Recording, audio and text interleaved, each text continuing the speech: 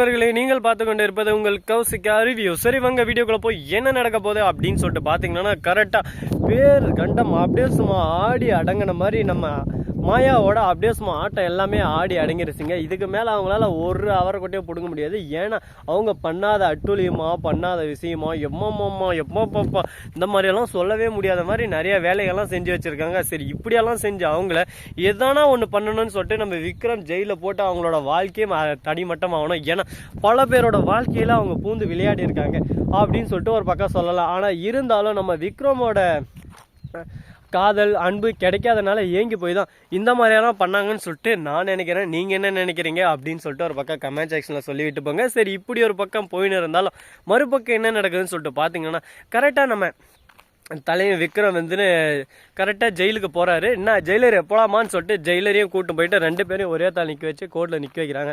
ரெண்டு பேரும் சொல்கிற பதில் ஒன்று தாங்க. இதுக்கு எனக்கு எந்த சம்மந்தமும் இல்லை. அந்த விக்ரம் பொய் கேஸ் போட எங்களை அரெஸ்ட் பண்ணிட்டாரு. இந்த கேஸ் ரொம்ப நாளாக நீடிச்சுன்னு இருந்துச்சு. அதை எப்படி பொய் கேஸ் ஆகுறதுன்னு சொல்லிட்டு அவர் பிளான் பண்ணிருந்தார். பிளான் பண்ண மாதிரி எங்களை மாட்டி விட்டாரு கையும் கலவமா அப்படின்னு சொல்லிட்டு சொல்கிறாங்க.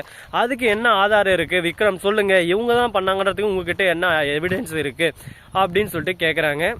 என்ன சொல்கிறது ஏது சொல்கிறதுன்னு தெரியாமல் விக்ரம் நிற்பாருன்னு சொல்லிட்டு நிற்கிறாங்க. கரெக்டாக இவங்க ரெண்டு பேர் பேசுறது, இவங்க காலேஜில் என்னென்ன பேசியிருக்காங்க எல்லாத்தையும் எடுத்து காட்டுறாங்க. இவங்க நம்பர்லேருந்து இவங்க பேசுறது.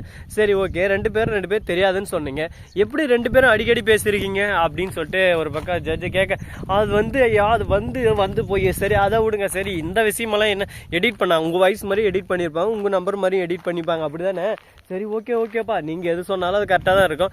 ஏன்னா நீங்கள் தானே இப்போ இங்கே நின்று இருக்கீங்க குற்றவாளி கொண்டு, நீங்கள் சொல்கிறது தான் கரெக்டு. இப்போ நான் நேரத்துக்கு இங்கே ஜட்ஜாக உக்காந்துக்க நான் எழுந்து போயிட்டா அப்படின்னு சொல்லிட்டு ஜட்ஜு கேட்க உடனே வாயை முடிஞ்சு சைலண்ட்டாக நிற்கிறாங்க ஒரு பக்கம்.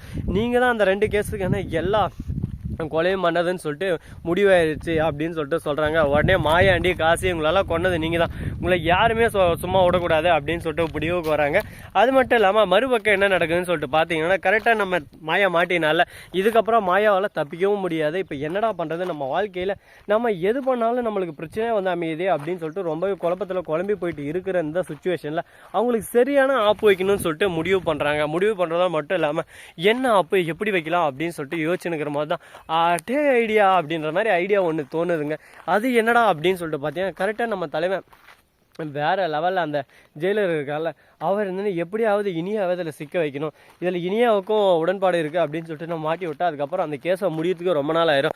அதில் நம்ம பெயிலில் எங்கேயும் தப்பிச்சு போயிடலாமே அப்படின்னு சொல்லிட்டு ஒரு திருட்டுத்தனமான ஒரு முள்ளமன்றி முடிச்சு வைக்கத்தனமான யோசிக்கிறாரு. ஆனால் இதுக்கெல்லாம் வாய்ப்பு இல்லை, இதெல்லாம் தப்பிக்கிறது கொஞ்சம் கஷ்டம்னு சொல்லிட்டு நமக்கு நல்லாவே தெரியும்.